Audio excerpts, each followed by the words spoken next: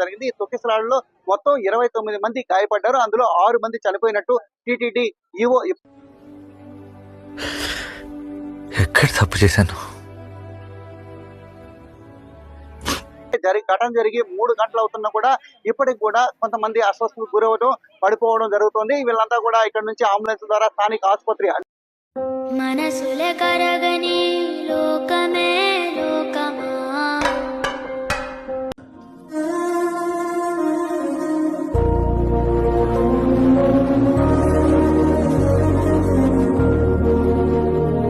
కదండి. మార్నింగ్ నుంచి మేము టిఫిన్ చేసుకొని వచ్చిన వాళ్ళము ఆ లోపల వేసేసారు. అంటే లోపల వేసి తాళం వేసేసినారు అంతే తప్ప ఇంకా అది తప్ప వేరే ఏమీ లేదండి. ఇంకా తర్వాత ఈవినింగ్ వచ్చాయి, అది 5:30, 6 o'clock పాలు ఏదో ఇచ్చారు. ఇలాంటి వెధవల వల్లే మన తెలుగు వాళ్ళు పరుగు పోతుంది.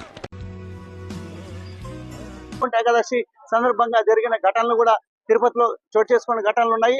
అయితే ఈ నేపథ్యంలో అన్ని జాగ్రత్తలు తీసుకున్నప్పుడు కూడా సంవత్సరం పెరుగుతున్న భక్తుల సంఖ్య రీత్యా టీటీడీ ఎన్ని జాగ్రత్తలు తీసుకుంటున్నప్పుడు కూడా ఎంత తట్టుకోలేరురా, నిజమేంటో తెలిస్తే తట్టుకోలేరు.